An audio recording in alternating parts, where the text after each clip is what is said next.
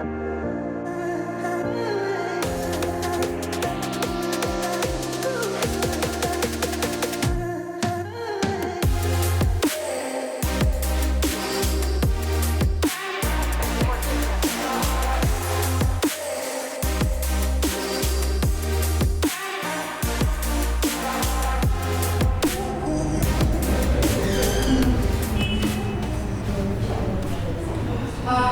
everyone, thank you for being here with us today.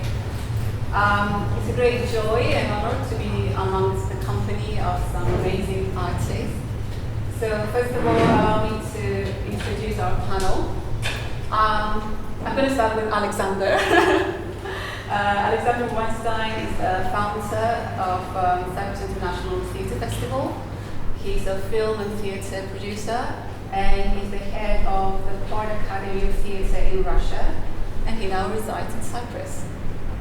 Ezekiel Lazarov is the artistic director of the festival. He's a multidisciplinary artist, and he's the head of the Performing Arts Department at Pattihio College of Education and Art in Tel Aviv. Ladies.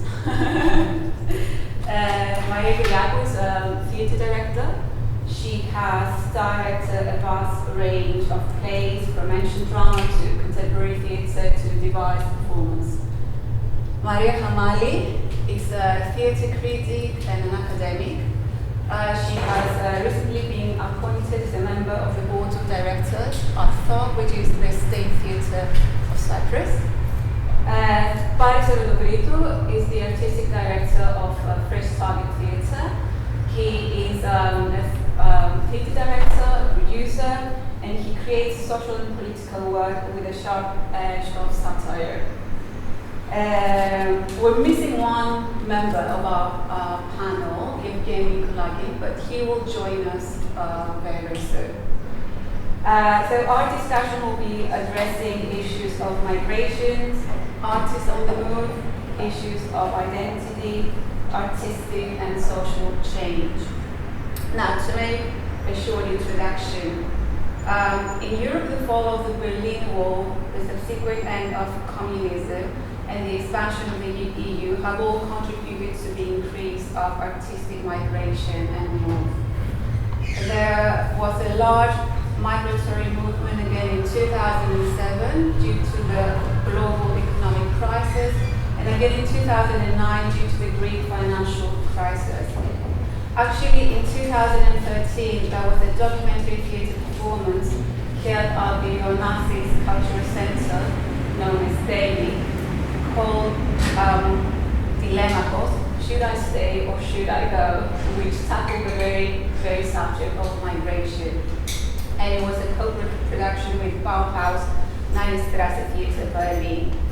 It was directed by Rodrigo Sinigoris and Alexis Azaz. Today we're facing new challenges as we're living in a new era of geopolitical turbulence, especially with Ukraine and Israel wars. So as artists, we come in peace to talk about these subjects. Now, roughly the discussion will be divided into 3 parts. In the first part, we're going to talk about migration, but maybe we're going to stop until Evgeny joins us. And then we're going to talk about artists living and creating work abroad, and how easy or difficult it is, and what kind of opportunities are out there. And in the last part of the conversation, I'm going to give the floor to Maria Hamali, who's going to give us an insight into the Cypriot theatre community. She's going to talk how people who have studied and lived abroad were influenced, and what kind of impact their work has on the local community. So, I'm going to skip the part where I was going to talk to Evgeny. Moving on to you, Alexander. Alexander, as I mentioned at the beginning, you're a film producer, a theatre producer. You were head of the Theatre Academy, I believe. So could you talk a little bit about your journey? How did you end up in Cyprus? All right. It was occasionally, right? So it was not on purpose that I ended up. And like in our discussion, it's hard to say like where you ended up because it's like about migrating. I hope I ended up because like it's you never know. Yeah. You never know. And actually, that was a streaming force for me to set up a project that fast here, because I know on my own experience that we don't have time. And when you know you don't have time, you have to do everything fast. So my previous experience was like, if you think about it, I would probably, like in the ideal world, I would probably need to set up a festival in, Moscow, in St. Petersburg, right? Where I was born. Were you based in St. Petersburg? Yeah, I was born in St. Petersburg. My dad was from St. Petersburg. His dad from St. Petersburg. Like it's like a whole history of my family belonged to the city of culture. Let's say it's like the most cultural city, at least in Russia. I think someone would say wider. I always felt like I belonged to this. To me, choosing to do theater at a certain point was as well like what else you can do in this city, because like it's like if you walk St. Petersburg you will be amazed. It's everything is it's kind of you can breathe it in the air. Like it's full. It's like 180 theaters there. 180 theaters repertoire. Can you imagine? Like the amount of performances you can look like everything is just like shitty ones, good ones, whatever you can choose. And then like when you start to do culture, to my mind, you become very sensitive, towards everything. And some things you can, I've been involved in one EU project commissioned by Creative Europe. And there was like 14 partners around. Oh, it was the Odyssey. Yeah. And like there was like 14 partners from Europe. And like when you try to build a democracy among 14 different partners, which are representative of different cultures, you will have to to set certain rules. How do you make it to the point? And we had just one rule: if anyone in the crowd can say that he cannot live with that, then we not do it altogether. If you can live with that, even if you don't like it, even if it's not like the ideal decision by your terms, leave it, and that's how it goes. And since I was in St. Petersburg, and since I don't know about Berlin Wall fall, to me it was not the case. I'm too young. Yes. I was born in 1987, but to me everything started to develop in the wrong direction since Crimea. Since then I was on the move. Okay. So I'm in Cyprus just for 6 months. So, and I know I don't have time. So you're constantly on the move. You feel like. I mean, I'm ready. One friend of mine said, just take it as a way, as a path. Take it as it's not going to end. It's not going to end just because you are now have a house. It's just going to be like that 100 years. I mean, take it. It's like that. Do you feel that you belong somewhere, or? I belong to. I've been to when I just came. I visited Larnaca Biennale, and there were a very nice exhibition, collective exhibition, and they were the first thing you see when you enter. There was a small exponent exposure of world passport. That's me. So your idea of belonging is a passport. I mean, I belong to the world. I mean, I'm the one who don't believe in borders. I believe that people build their borders more than the states. So we're all connected. It's a matter of just who do the step forward. Okay. Now, moving on to Ezekiel. Ezekiel, you are the artistic director of the festival. And while I was reading about your work, I was talking about artists on the move. I mean, you moved quite a lot within the field of performing arts. If I'm not mistaken, you started off as a dancer, a ballet dancer. As a tap dancer. Tap dancer. When I was 8 years old. Oh wow, but then ballet, okay. And you worked for 4 years at the Batsheva dance company, which is quite well known dance company based in Tel Aviv. Right. And did you move then to London to study I started acting in films and television while I was a dancer and from the company. Okay. And I continued with acting, and then I did photography for 15 years, and I made exhibitions as an artist, video artist also, and slowly I became a choreographer, curator, and a director. So I design my. And you're a designer as well. I design my works, and I do the choreographies, and sometimes I choose the music. Talking about a multidisciplinary attitude. So, did you always have this? Did you always want to investigate different aspects of the performing procedure, or? Yeah, definitely. It started as a kid. You know, I just couldn't relax. I just couldn't sit and. It was very. I loved everything. I still love everything. Okay. Everything I'm doing. It comes from a pure love for the thing, you know. And at the end of the day, it's all starts from this. I mean, for years I've been. You know, I went to shrink because of this. Because I was born. I wish I could say I was born in 1977. It's more 74. And I don't know if you guys know, but when I was a kid, you were not allowed to do more than one thing. Okay. Yes. I mean, we were educated to do only one thing, and you have to do it for the best, you know, and that's it. And because I couldn't do that, I just couldn't, you know. As a kid, I went to everywhere. I played basketball and Shakamat at the same day, you know. So I decided that I'm going to win this system when I was a kid. Oh, wow. And I'm going to do everything, and it's going to be very good, and I'm not going to compromise on anything, and I'm going to do it for years, and I'm going to prove that it's possible. So I proved that. I opened even high school 10 years ago. I'm founder of interdisciplinary art school in Tel Aviv.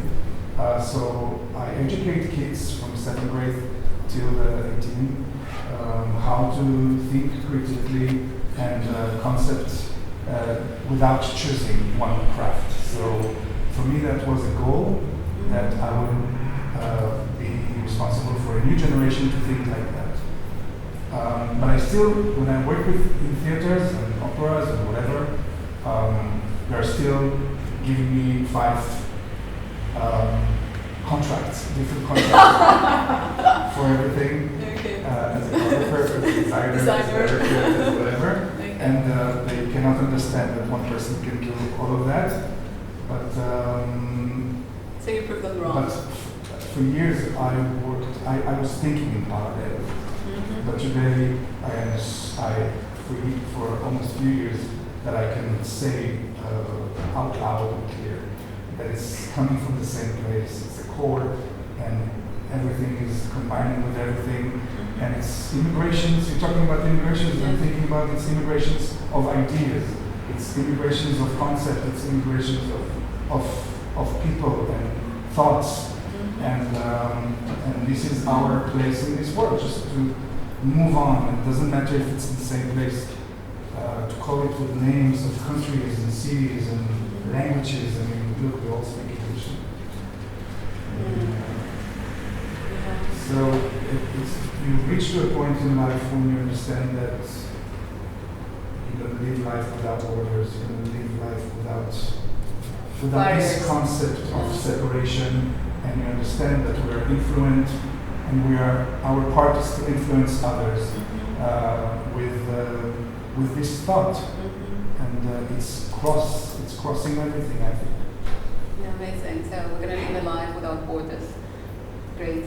Now, reading about your work, I think in 2018, you did a Broadway national tour. Is that true? With Yeah. Fiddler on the Roof playing, yes, And, playing the do leading you part of know Tabie. this, Yeah, this the musical Fiddler here? on the Fiddler Roof. on the Roof? Yes. Yeah. How did that happen, and how was that experience for you? It was a very tiring and amazing experience. I did 600 shows as an actor and singer and dancer as Tevye. I went there with my daughters and my wife, so we were traveling like almost every week or 2 weeks or 3 weeks to a different city. Of course, in every city we checked the schools and we wanted to, here we're going to stay here. And this is for the rest of our life. A small city in America could be like, the best house, the best home. But I think my wife and I really love to move. We moved like 40 flats, I think, when we were young. Just like every 4 months, we just like, just take another flat to move. We're just like, again, we're talking about immigration. It's just like, it's a freedom that you allow yourself to understand that we're not connected to material. We're connected to idea and to feelings. And as long as I'm with my daughters and my wife, I don't care. Where am I? Yeah. So it was a great experience to question. How long did it last? I did three. Was it before the seasons. pandemic? 3 seasons means like 2.5 years. Amazing. Yeah. So we did homeschooling, and because they're studying in my school, it was easy to teach them. Is it the Anconi? Is it called the Anconi school? Is it? So I'm not sure about the school. The school that I found. Yeah. It's a studio in Kobe. Understood. Yeah. Yes. It's a net of high schools in Israel. Just lastly, to touch on a very sensitive subject, but taking into account the current situation in the Middle East, do you think that art and artists can be vehicles of change and peace?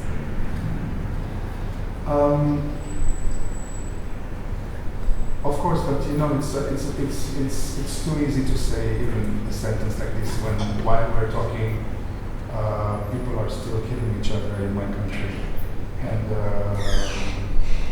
it's one thing to be in perspective and to watch a conflict, and there's one thing to live in a conflict.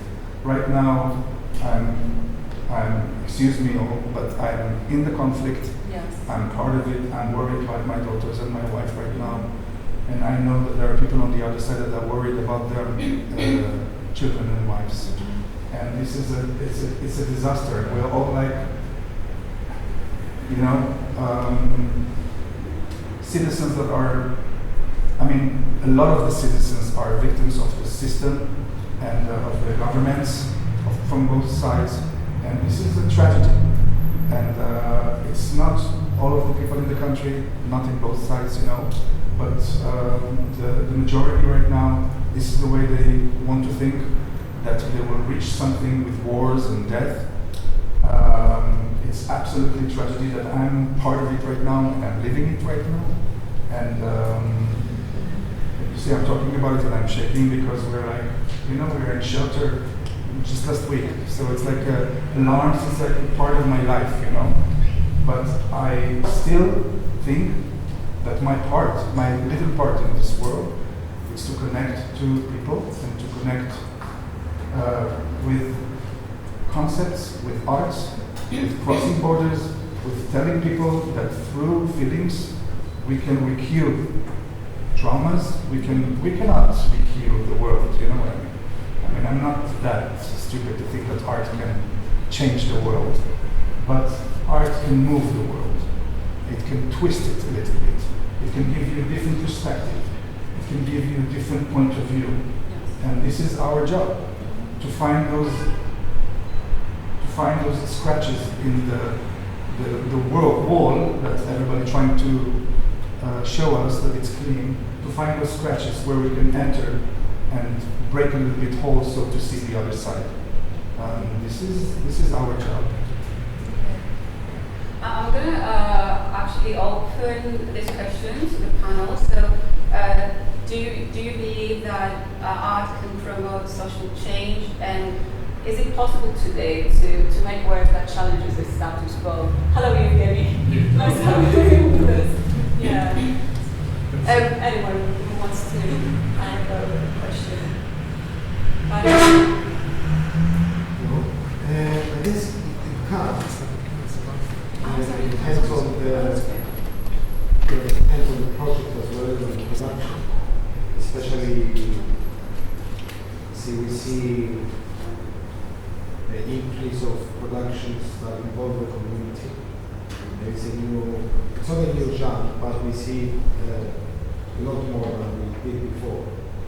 So I guess, yes, it can lead to social change on the scale that each project is on.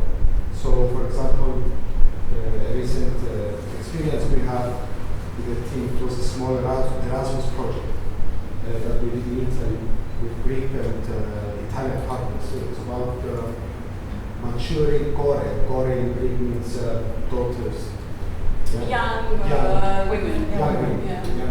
Maturing core. It was about women over 50 years old that didn't have many opportunities to travel in their lives. They came from not very privileged backgrounds.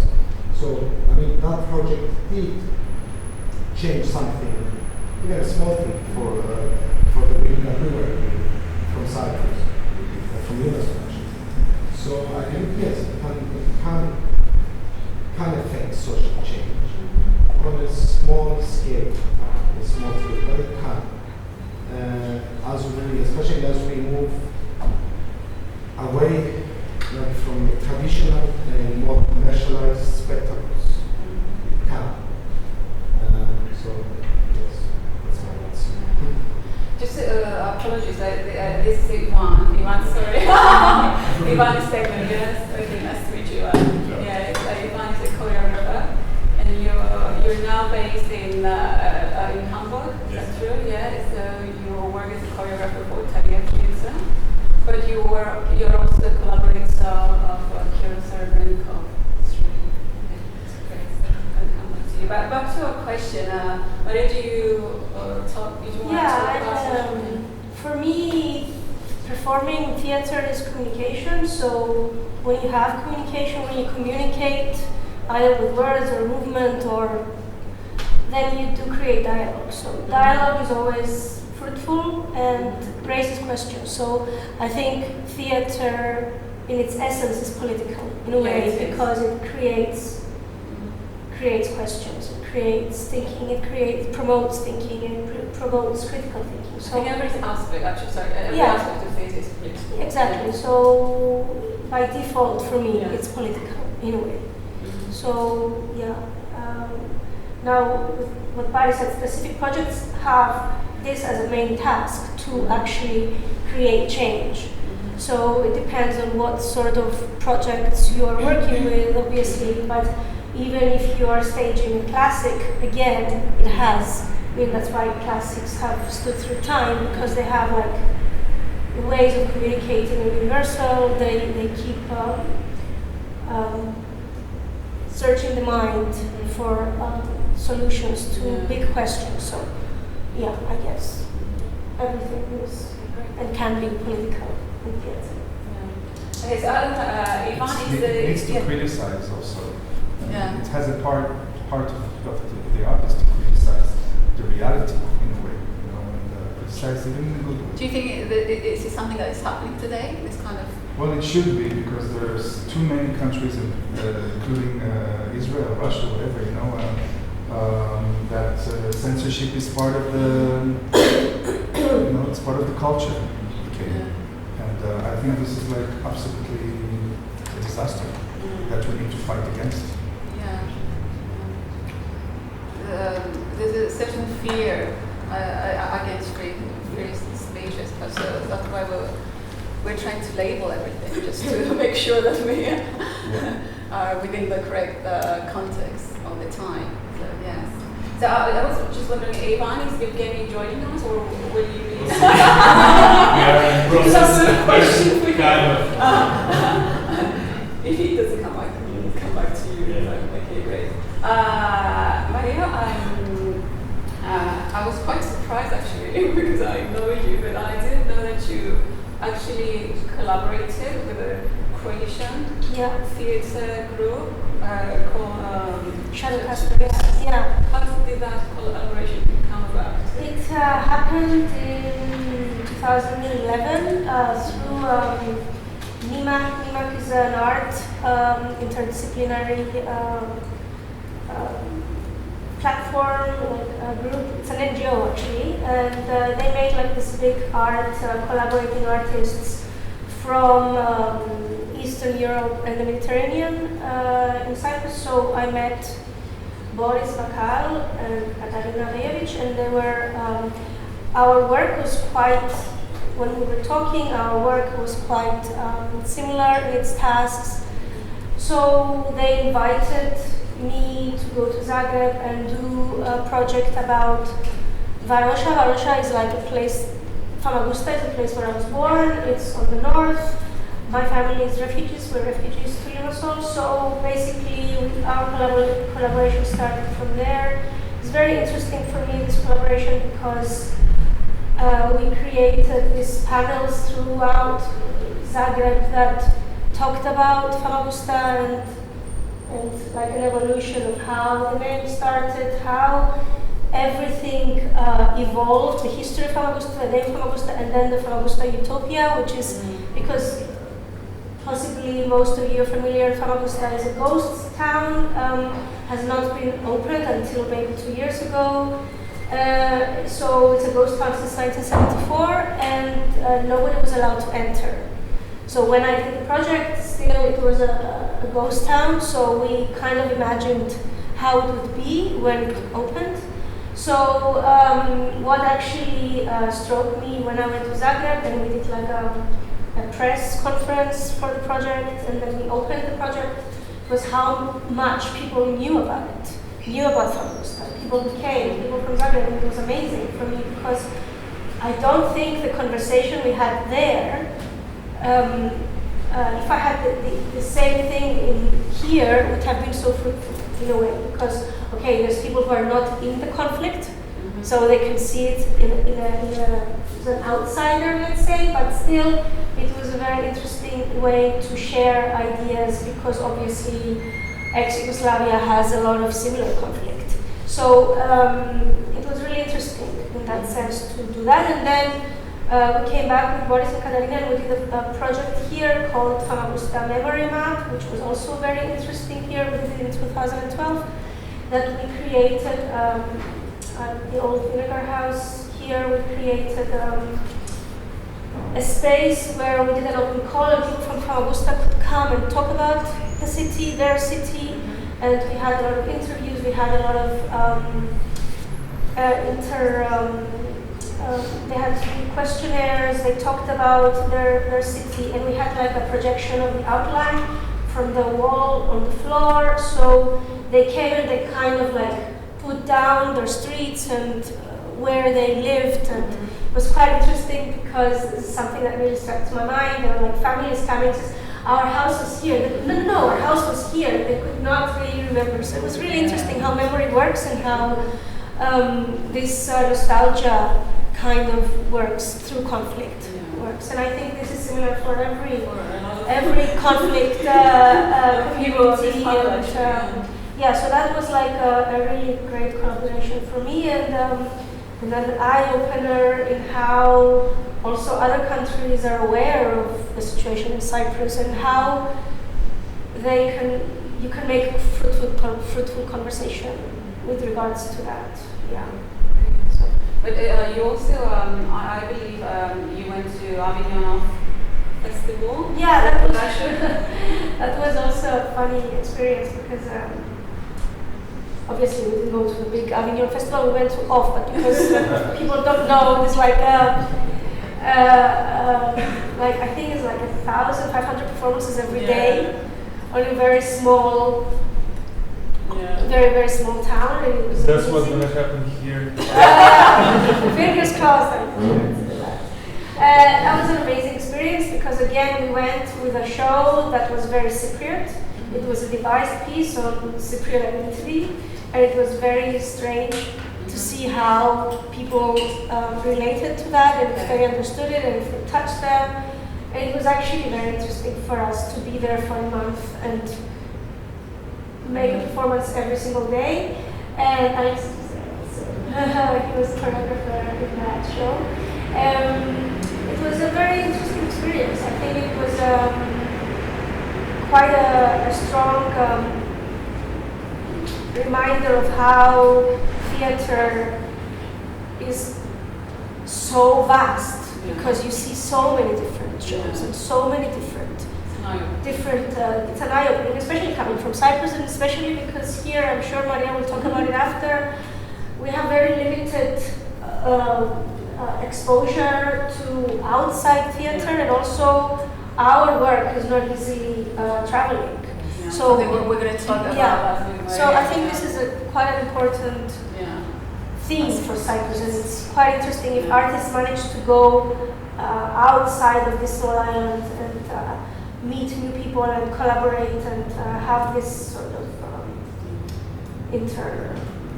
conversation. Yeah. By the way, Alexi, thank you for coming. Alexi is the artistic director of Reality Theatre in Limassol, which is not far from here.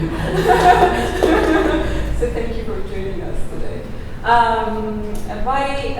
Moving on to you have worked as an assistant director with the international theatre company CITF.CY, which is a company which was founded by Declan Donovan and designer Nick Olmer.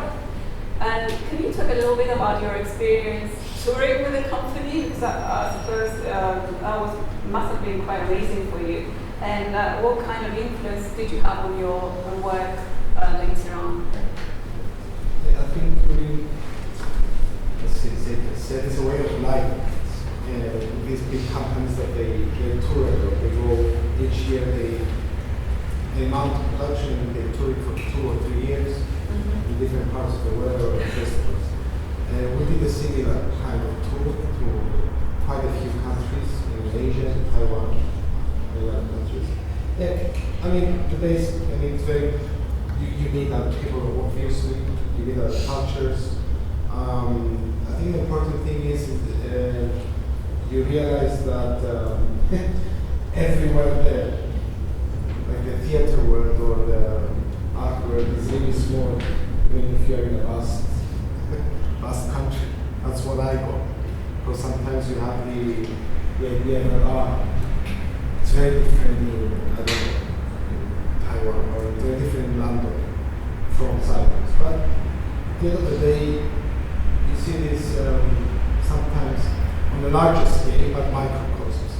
So for me, was there some kind of worry sometimes if the specific show will communicate with the audience at the same time? It was very interesting because the show resonated with the audiences in different parts. In the Netherlands, they were enjoying one part. In Taiwan, they didn't get anything about that part, but they went wide. Another part of the show. I guess has to do with the cultural difference of what we may have as different countries. But touring, I think it's a way of life. Fortunately, I don't do it anymore. I didn't do many tours, to be honest. But it takes stamina. It does. And it is a way of life. Yeah. How long have they been doing it for? Since 1980? CITF.CY. They are touring companies from 1987, something like that. 40 years they tour all around the world. Yes. Now they are based in Romania, in Craiova. Because Declan doesn't, it's very difficult to work in London in theatre with British actors in the sense that they tend to come to the theatre, they prefer to stay out, to have an option to go to Netflix or HBO or BBC. So it's very, very, very difficult for an independent company to mount a touring production because every the actors' eyes and the agents' eyes are on these big corporations, and as a result, theatre suffers in a way if it's not a big Western show.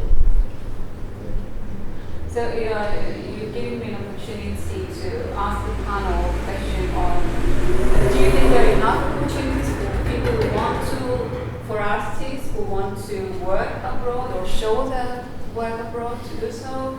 Is it a matter of, I don't know, good networking, an efficient agent sometimes, or programs like Creative Europe, as you mentioned, Patty, or festivals, European festivals? How can we create more opportunities? What do you reckon? Anyone? Evgeny? Sorry, oh gosh. Yeah?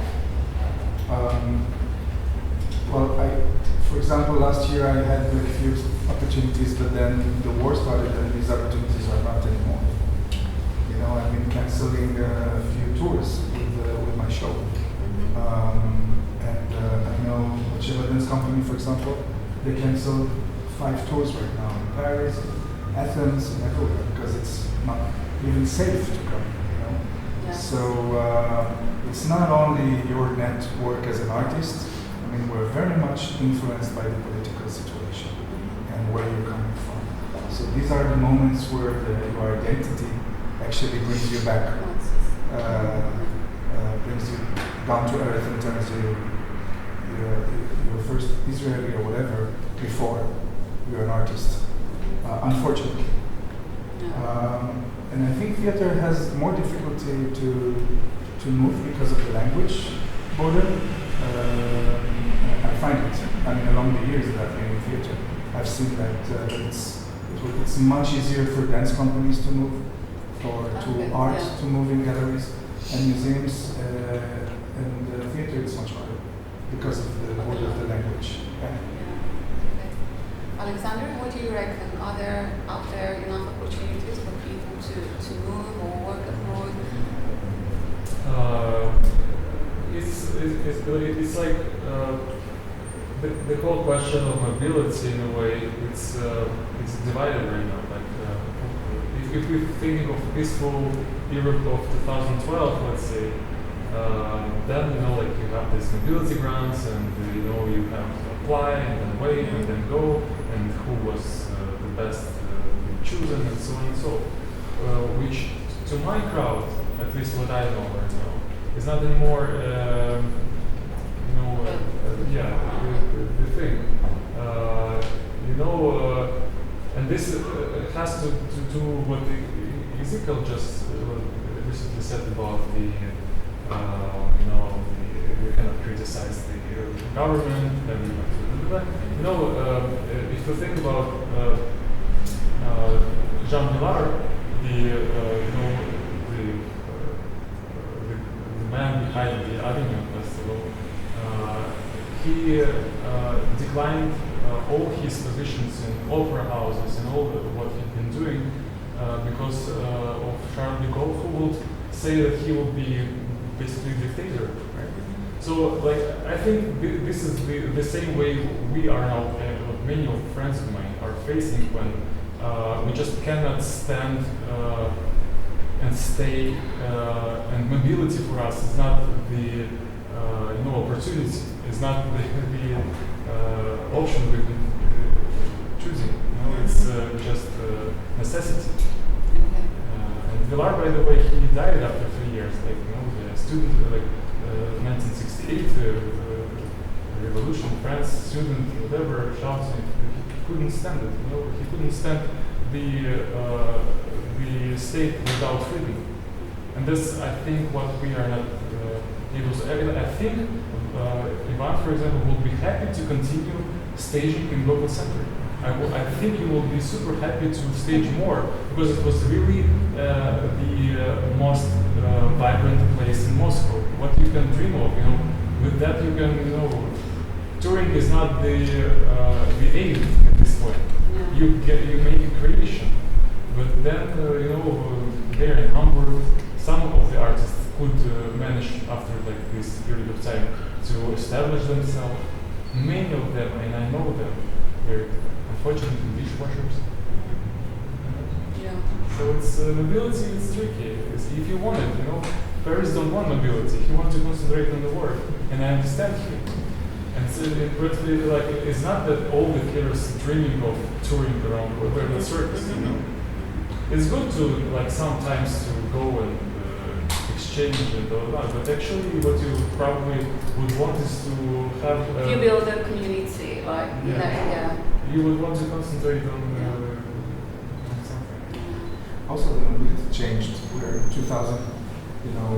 24. I mean, since the technology revolution, the meaning of mobility is changed.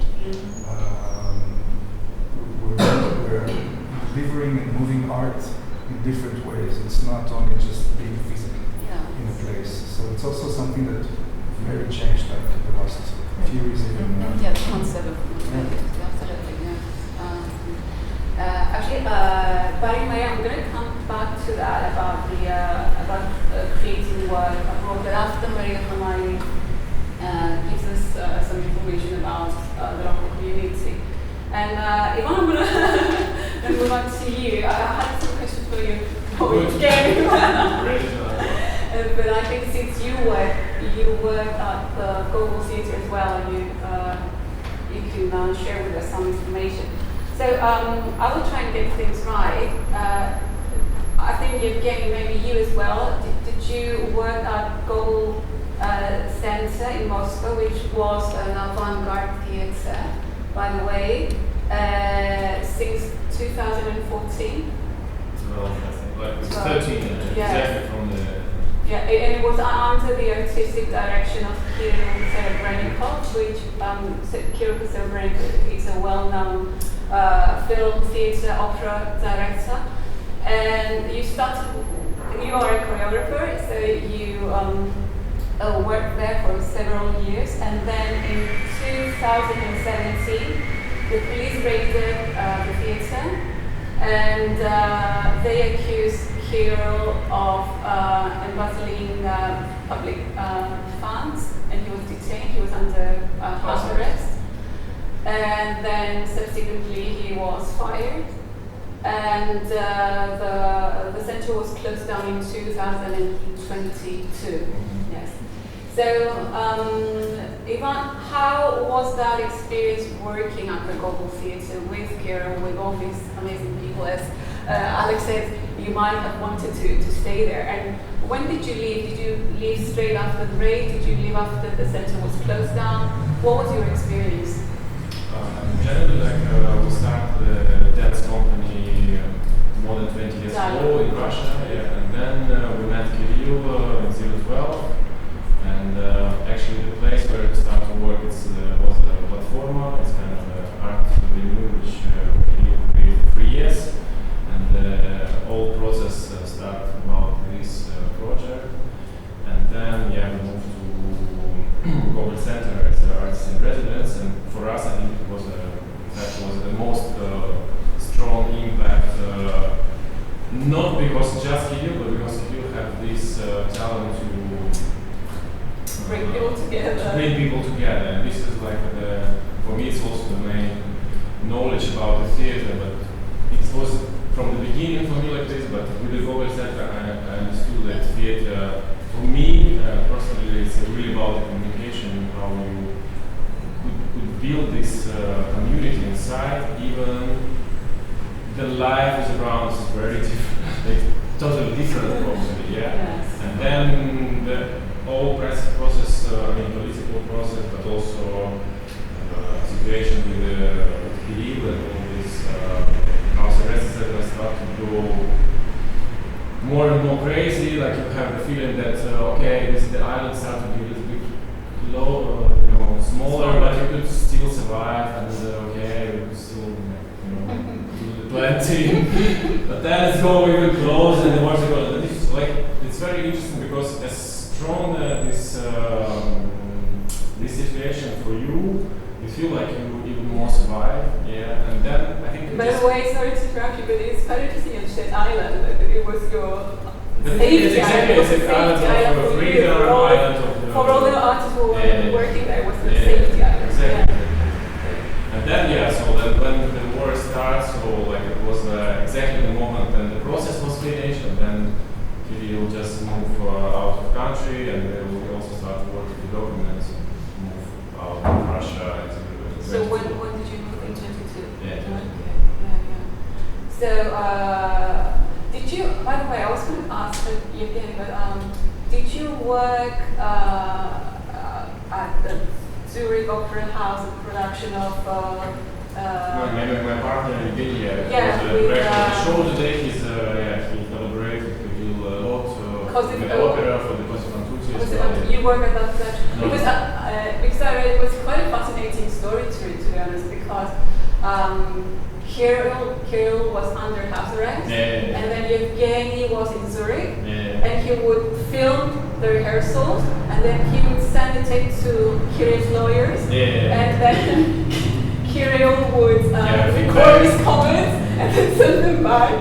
So quite extraordinary to me. But I understood deeply this experience, so it was before COVID, so like then like this Zoom and all this stuff, it was not really popular. It was an experience. Wow, but it was amazing that he could work. I mean, he did several productions while he was under. But I think because opera generally have this little bit different rules, so you need to create everything, 90% I think, in your head and your team before you start the rehearsals. So that's why it's probably more possible. So I think in drama, you need to work a different way, let's say, and then you need to have a director. Yeah. And now you're, as I said, you're a resident choreographer at Pattihio Theatre in Hamburg, which is a quite well-known state theatre in Hamburg, which is the home of famous ensemble. And you have worked with Kirill there in 3 productions. Was it Black Monk, Barocco, and now the new one. Yes. And how is it working with him outside the Global Theatre? Same. I mean, it's for us it's the same, but for him probably it's a little bit different because it's a different system. Then you are as an independent director come to the state theater, or this theater is built by yourself, so like you couldn't change the thing, so you need to be in the system anyway. But of course he has he's got a kind of big figure, so I think the most of theater who collaborate with him was quite flexible to follow him and his ideas. So he managed to create a new island. Yes. Island. That's why actually he built the company in Germany this year, he built in France, so it's also... Yeah, which was launched last January. Yeah. But I also asked Ezekiel, but I'm going to ask you as well. Do you ever get a sense of loss, or do you ever get a feeling of where do I belong? Of course, it's every time. It doesn't relate for me with the war. It's every time you are questioning yourself, and you every time don't know what to do actually. Like you know how to create a performance, but you don't know at the same time. And the way where you are now, it's also this feeling has changed. Like you're feeling about home. It's also feeling about the work. So you every time asking yourself where you are in this context with your art, for whom, for what. So I think it's a general process for everyone. The context keeps changing. Yeah. I mean, it's not about that you try to find the right place for yourself, but it's work opposite way a little bit. So the space around you, asking yourself, what do you do? Do you think today in Russia work can be produced that challenges with the political status well? Is it possible today? I think you will see the show today. I think it's if you feel show this performance, I think you will be just arrested. But from the outside, yeah, like when the war started, we just decided to stop to do any artistic work in Russia. I mean, I still try to work as a curator for one festival in Russia, because for me it's like kind of important that I mean, there's a lot of young artists who want to move forward somehow, and yeah, so this is the other side. But for the artistic work, for myself, I don't think it's workable for the next years, 5 years. I read somewhere that an interview actually that Kirill gave, and he said, I'm not thinking about it because at the moment I've got several projects, so it's like just moving on, and I don't have to think about it, going back or yes. Yeah, but it's like this, like because life goes so fast, and in first year in a new country you think what you can do, because perhaps in Moscow have a so huge tempo which is like really push you, and then you can do during the day 3 different projects. And here, like when we moved to Hamburg, it was like a feeling, yeah, so everything's too slow, so we have just one project for half a year. But then step by step it's arrived. It's just like, and it's really related to what kind of energy you address to outside, so it comes to you back.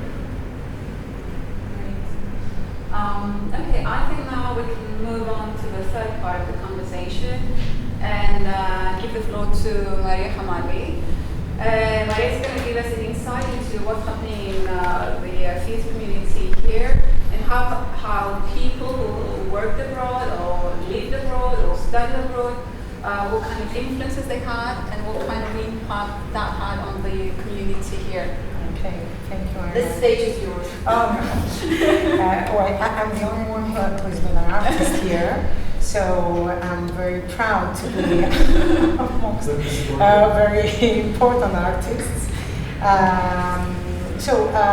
We are the people that study your work and write about it, and we write about the new trends and tendencies you bring to theatre, and together we can write about theatre history. So we've been talking about mobility in art, and in Cyprus we've been hearing about mobility due to conflict or political instability, and Cyprus had to face this back to 1947 when artists had to move because of the Turkish invasion. But if we talk about today, we are talking about mobility due to studies or research and working abroad. Here we have 3 examples of directors, Maria, and Baris, who are part of this new generation of artists in Cyprus who created new tendencies because of this mobility. So to put a theoretical frame and context to contemporary theatre in Cyprus, we can go back to the beginning of the millennium, when this new generation of artists, born most of them after the Turkish invasion and grew up during the post-traumatic period of the war, brought new experiences in the field of theatre, experiences were collected during their studies abroad, Europe and mostly England and Greece. 2 countries with whom historically we have a very special and sometimes contradictory bond, Russia and United States. This new generation, apart from living, working and studying abroad, due to our entry into European Union and Eurozone, which gave these artists access to international productions through festivals, live platforms, European programs, and residencies.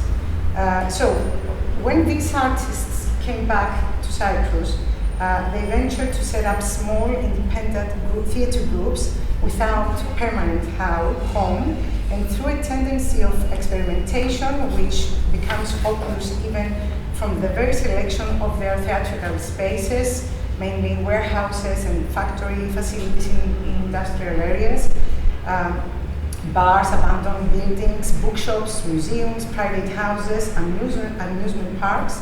They seek new means of expression and experimentation, both through the theatrical form. They bring out performances, happenings, site-specific theatre, device theatre, forum or documentary theatre, as well as through their repertoire, contributing to theatrical pluralism and decentralization in the island. Especially during the decade between 2010 and 2020, when the pandemic began, critics seem to talk about the spring of theatre in Cyprus because of this intense activity of these groups who steadily began to form a new audience which also belongs to the post-war generation and also studied, lived and worked abroad. This mobility, audience and artists, I believe that they formed contemporary theatre in Cyprus during the last 20 years. But this didn't come without any disadvantages or without any failures. Sometimes we have very short duration of the productions due to rent expenses, due to the lack of funding, enough funding. Too many productions, some of them seem hastily directed and performed. Some experimentation, which come from abroad, are transplanted to the theatrical film field in the island hastily without being able to blend with the local issues and language.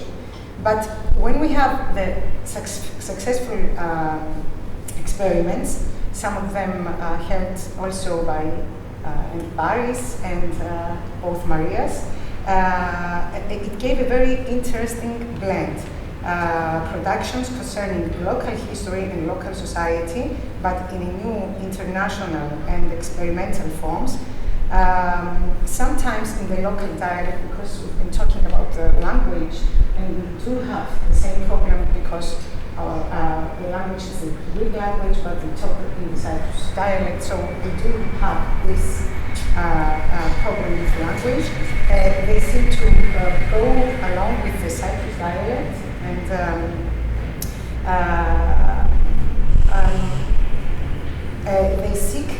they seem to seek for a new theatrical identity.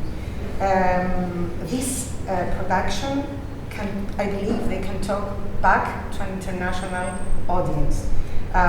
This is something Maria and Paris were able to succeed. Paris with his experimental site-specific performances, which were always related to the local history, society, and politics. And Maria also with her experience in device theatre, which led to her last very successful production, Out of Necessity.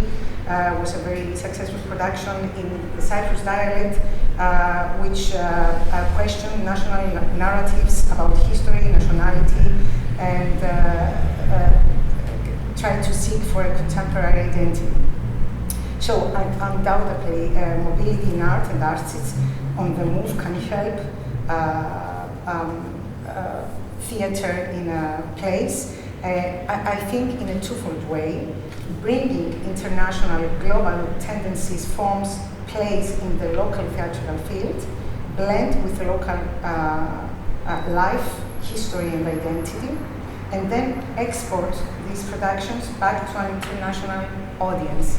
So my questions about mobility in art, as I've been studying it in Cyprus, is how do international aspects of theatrical forms blend with the local theatre, practitioners and audience, local issues and subjects, in a way that it will not look borrowed or strange to blend with the local issues here, and how do we export these productions to an international audience and place local theatre on the local theatre map. Excellent. Yeah, thank you so much, Maria. That was really, really helpful. So I'm going to address the secret part of the panel, because the last question were I think quite crucial. First of all, how do we blend the foreign influence in a way that quite blends smoothly with the local community? Maria, do you have anything to comment on that? The question is how we blend foreign. Sorry, I missed the question. Maria, can you? How we blend. You've been studying and watching theatre abroad.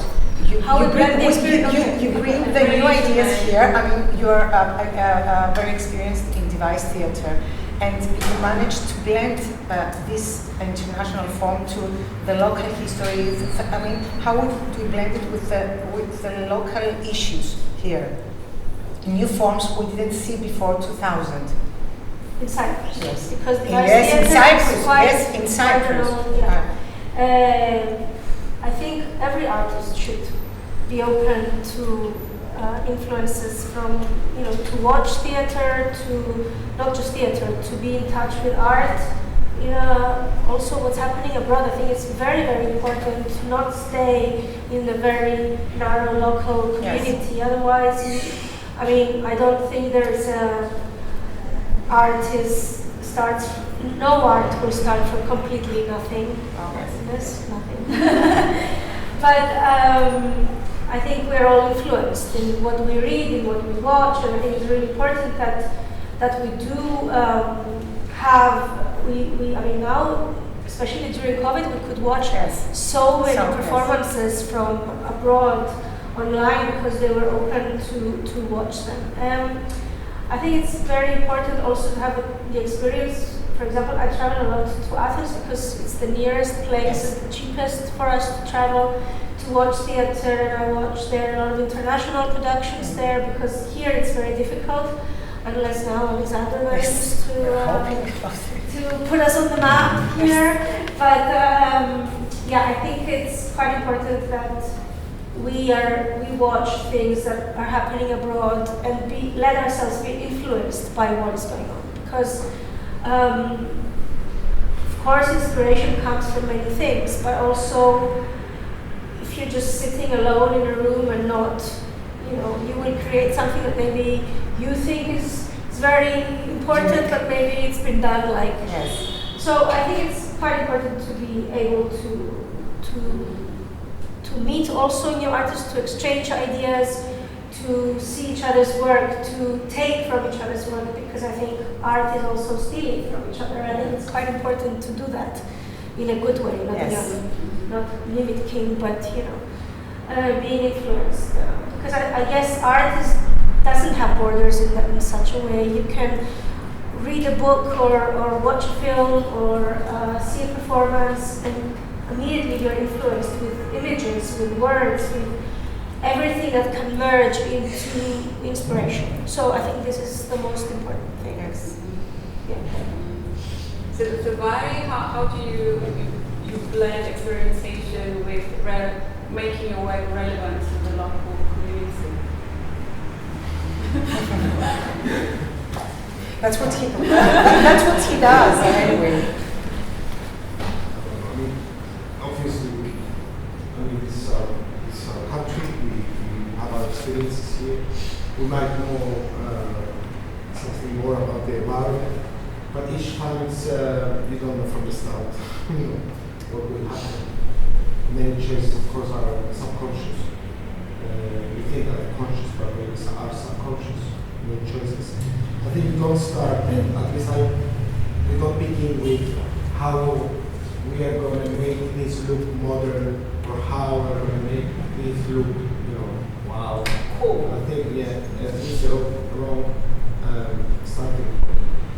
I think when we start working is every time we try and most of the time to fail, sometimes spectacularly. Let's make it so.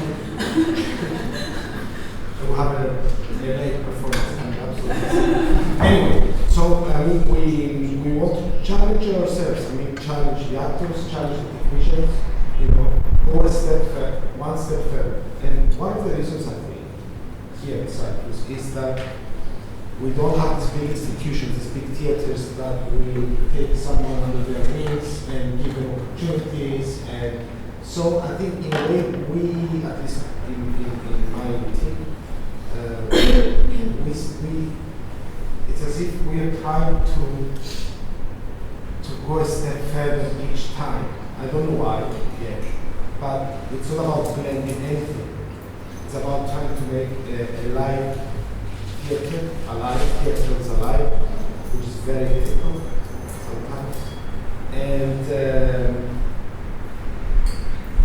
in a way, presenting ourselves to this audience, saying that there might be another way of watching a theatre performance, away from the tradition of the rich genres, I must say, of the 80s in Cyprus. So we have these big names, these mythical, let's say, actors and directors that were focused in Greece, but the situation was different. So we always were comparing ourselves with Greek acting and actors, and then we moved beyond that. I mean, some performances in the 80s, and in Cyprus was, oh wow, there's a new system of acting in Cyprus. For example, getting it. Yes. But I think that time has passed, but it's still haunting us in a way. Yeah. So to come back to the question, sometimes maybe one could say that we do it out of a reaction for a break in the past. Yes. And it depends on the production. But there is this thing that we want to move beyond that. We honor that history, but we want to move beyond that. Because, for example, there are very good big actors but they've been around from 60s, 70s. And there is, I mean, if you say to someone, Maria Spiriakou's work, Paris work, some people will know. But if you say this big actor name that hasn't worked or directed for 20 years, they say, great actor. And he's a great actor. And he's a great director. But there is this passion, fixation with the past. Yeah? Yes, we have it inside. They have inside this fixation with the past. It's as if we don't want to move on. We want to stay there and praise our past, this glorious past. It is a space of safety in a way. Huh? It is a space of safety in a way. I don't know. But anyway, our way, I mean, we don't start with this, of course. It's at the back of our minds, this. But we start with challenging ourselves, taking things for us, and maybe for the audience, maybe. One step further. A lot of the times we fail, a lot of the times we do more things than we should, maybe in our try to be different, in our reaction to break with this mold of the past. But it's this. The thing is with Cyprus Theatre, I must say this, because if I don't, I would be the things are not going well because there's a very basic thing. We don't have an educational institution for theatre. We do not have a drama school. We do not have a drama school. You have everything. You have these big universities, these big towers, money and whatever. But we don't have an educational institution about theatre arts. How do we expect theatre to thrive without having educational programs? Not talking only for university degree. When we don't have educational programs for theatre, how do we expect? So I'm a bit pessimistic about theatre in Cyprus because we don't have the actors. We're few actors, and they have to leave. So they tend to go to TV or film. So we have a big problem, and I think this educational aspect, it's missing. Yes. And I don't see a way out. It's not that theatre will die, of course, but it's not going to move. We're not moving forward. We're going backwards. It's a major problem. It's a major problem. And academy. Also the funding program, and we do All the countries have funding programs. I mean, everywhere you go, probably artists will say, we don't have enough money. Okay, so we accept that. Okay, we accept that. All right, it's in every country. So But do you- there's another, is there Some another have country academies that and has still they don't. Still They don't face go the same fast. problem. dance usual for acting, for directing, for okay, dance programs, there are some dance programs. It has been shut down. Yeah. So how do we expect to have new generation of artists in theatre? I don't know. If someone can answer that question.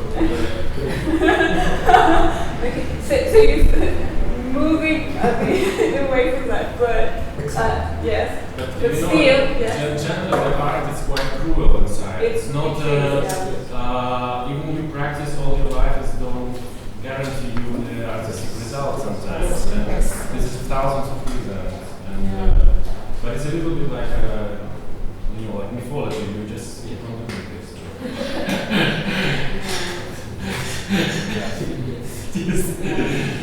I think Going back to your first question, I yes. think the people don't know yet how it's important for them to understand how it's important how art is important for their development. I mean, they don't accept it as part of their, as if it's like a food that they need to survive. Yes. It's a luxury. It's still a luxury in people's minds. I was actually going to comment on that, and unless we address art as a necessity, Yeah. I believe To survive. that survive. Yeah. Yes. Culture. Yeah. Exactly. So this is I think this is our big challenge, to be honest. Yeah. I not disagree with that, but I would like to say that usually, to my experience, art is not something which you can say to someone say is necessary. Usually, like what we see in like theater is a part, and arts in general is usually born where like there is a freedom of speech, freedom of expression. LGBT communities are feeling fine. Everything like Berlin is like a great example, for example, of a city which developed its arts naturally. And actually, They have a great tradition. I mean, I mean, like somehow Cyprus, I feel that if you can talk and if you find a way to explain that to politicians, you can make it here as well. I mean, it's like it's a new place. Like lots of people are tired of like weather conditions in Europe or whatever. There's lots of like theaters here compared to prices in Europe are like not cheap, but you can afford it to rent a theater to stage something. And I think like for Cyprus, the only way is not even just building an academy of theater. It's not only this. You have to build a crowd, but then you have to be ready that a lot of people from abroad will come and you have to compete. Then it's like a different story. But in these competitions, usually great results coming. Right. Yeah. So I think before we finish our conversation, we might. Yes. So that's what happened with high tech here, right? So when you think of high tech, you think, oh, they're gonna bring us money, so let's lower the taxes for them, let's make them, feel themselves already. The same has to be done for culture. Then, if politically you feel it's right, then you make certain steps of giving people visas here to come as an artist. Easy to get. Some maybe allowance for a certain amount, kind of a residency program where different people can come and try to live here for 2-3 months. You wouldn't, maybe 80% of them will go back, but 20 will enrich your environment that much, so you will be amazed in 5-10 years. I think it's What about what you're doing now, like Ezekiel and Alexander? You have given the opportunity for artists to come in contact with an audience they wouldn't normally do. What what would you like to do in the future? Would you like to involve the community more, maybe showcasing more Cypriot productions? What are your future plans for the festival? Step by We'll see step, where we're step going by to go. step, step How by it step. goes. Yeah. Step by step, of course. You cannot build anything, especially here, which is so. If you think about you of course can go and see that all in YouTube, right? Or like HBO, whatever. But you want to buy a ticket in the first row for 200 euro to watch this Malkovich here live. This is all about it. And of course, like when you doing such a thing as here, you cannot escape the place you are. A place is nothing. It's not about architecture, right? It's people who live there. How do you interact? I envision that next festival, for instance, we would have more productions coming here inside the festival. I envision that my friends from International Network for Theatre, European theatre producers here, they would come to check what's going on here. There's lots of things happening without me doing it, like in Alexis Theatre, all those festivals, platforms for dance, lots of things developed already. So you have to just put it all together and have a spotlight and then ask people to check it out. Okay. It's about how we promote Yes. as well, and how to create art tourism. This is definitely a producer's role to make it happen. It's what I this is my life mission, to help artists to get promoted. This what I'm seeing a beauty in to myself. So this is definitely what has to be done. I'm sure lots of people have been here, but it has to be just reorganized very specifically. These days, Cyprus is the center. Everybody's coming, checking out, signing contracts. Ezekiel, what about you? Well, it's such a complicated answer to talk about this specific what you're talking, what you're saying. I think we need more people like Sasha, really that gives opportunities to artists. I think this is really, it's amazing to have something, this opportunity right now. This festival, I think it's really, I remember when he came to me and he said, I moved to Cyprus and this is what I want to do, and it's amazing. And that's the spirit you need in every place, right? But I also think that a lot of opportunities is not also the best thing, to have. It's like a kid with $200 in the room. And some places are like that.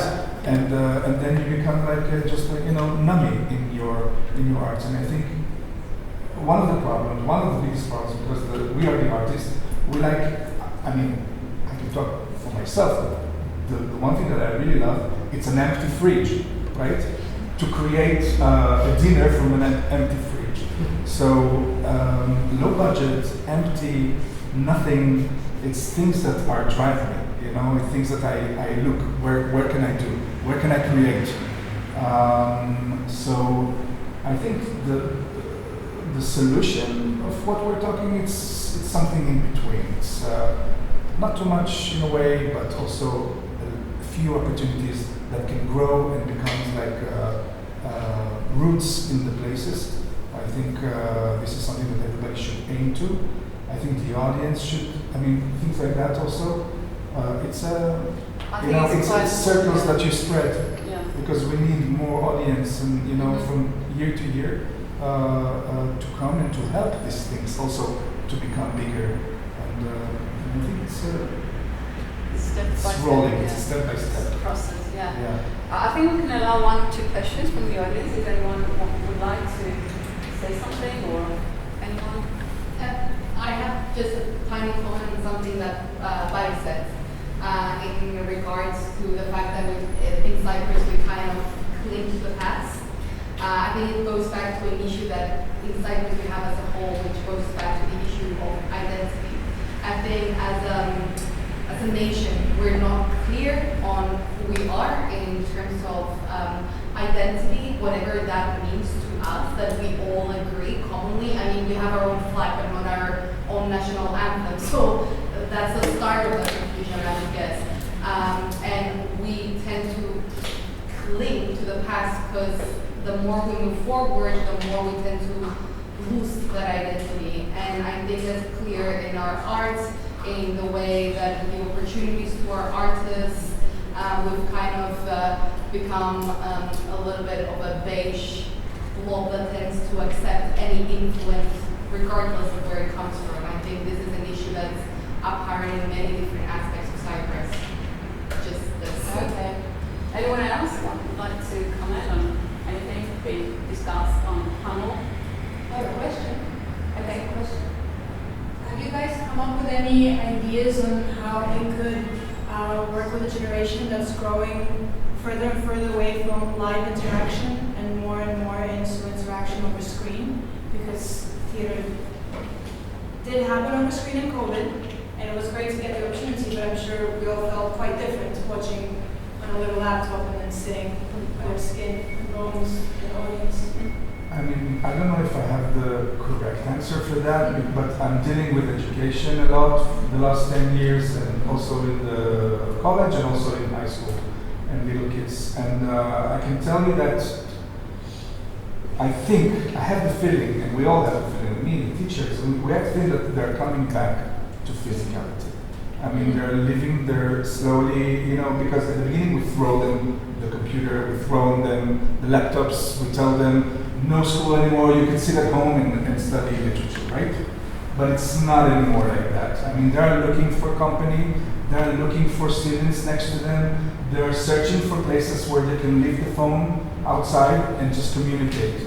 And I see that. I know it's weird to say it on a time where we think that it goes the other way, but if you will ask the young generation, they don't post, they don't do Facebook, they don't do Instagram, they don't do those things anymore. They don't care about posting themselves. I mean, we're the adults. I'm like a grandfather, you know, sometimes I'm posting things on my students and I feel like ridiculous because they look at me like, oh, you live in the Instagram too much, you know? And it's true because they're like, and I see them, they're sitting in small groups, they're becoming like, I mean, they're coming back to physicality, to want to talk to people. And yeah, it's true that you see a lot of people like that. But I think that they're coming back to books, they're coming back for real materials. Vinyl plates, this kind of physical. Yeah, the records, yeah. It's true. They're coming back to the physicality of things. This is what I feel, but I say it very cautiously because it can, you know. But no, we're not going like even the AI, you know. I mean, no, we need real actors, and the world stopped it, you know, and they don't really use it right now. I mean, they will, but for knowledge, you know, and it goes into, you know, it goes to different directions, but mainly I think it's coming back to the earth. Maybe I'm just like optimistic person. But I think, so she is asking something else if I may, and that is how do we bring them to the theatre? You all talked about audience development, which is our biggest issue in Cyprus, right? That's our biggest issue, yes. And that goes back to education, and not just at tertiary level, but at primary and secondary, and educating the parents. So how do we bring them to the theatre? It's not that because at €200 I can't afford it, I'm going to pay for NT subscription and watch it online, right? So how do we bridge these gaps? Kids can't afford to move out of their parents' homes. They're living with their parents until they're 35. So how can they pay to come to the theatre? So how do we make theatre, dance, music, live performance enticing for them and relevant to them? Which goes back to Cypriot theatre, which nobody's mentioning, the big bear in the room, which is post-colonialism, which is our issue for identity that we have here, and language. We speak one language, we learn another. We're talking about modern Greek as opposed to Cypriot, which is why Maria's last performance was so successful. One of the reasons, because he was spoken in Greek, in Cypriot. So that's our biggest issue. And we, our generation, who grew up in live theater, will keep going, and hopefully we'll bring our teenagers, and some will kick and scream, and some will come. But then those that don't have parents that will bring them to the theater, how do we bring them so that we don't die as a live performance? Yeah. And I think that's a very valid. I don't think any of us have an answer. I have an answer. You do not. Let's hear you. What I see here. I do also. Please. I'm Melina, I'm the director of the theatre, and I've been following the discussion. I'm really happy for having everyone here. The Cyprus International Festival starting its first steps on our theatre. As a theatre, especially the past 2.5 years, we have been trying to embrace the various communities and cultures that live, especially in Limassol. I personally have made a lot of friends in culture, Nenia, Alexander, Pataya, everyone. And we would like to feel, we would like to make people feel like home in our theatre. This is our first goal. And then give them the platform to create. That's why when Alexander came to our theatre the first day, initially I thought it was crazy. But then I said, okay, I'm crazy also to be here, so let's merit this craziness and see where it goes. And then coming back to your, we have a program at the theatre that started 2 years ago, creating the audience of tomorrow. Any performances that have available seats are open to all the schools of Limassol to follow. At the beginning it was really frightening. We had no one coming. Nowadays we have kids calling themselves personally to us and saying if there are some seats available, we would like to come. If we don't have seats available, we will place some extra chairs to come. So yes, I am pessimistic, but I am optimistic at the same time. This is the human nature. But I think it's a struggle that every year follows. Yeah. And we shouldn't give up. Don't I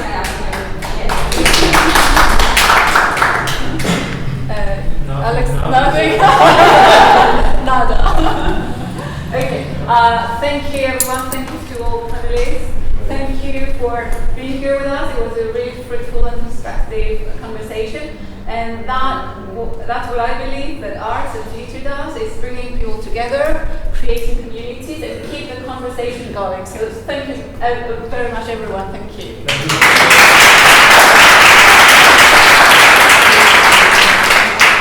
And please come to the shows. We tried our best. There are affordable seats for 30 euros as minimum. It's something affordable. Each of our production has these seats. Please come over.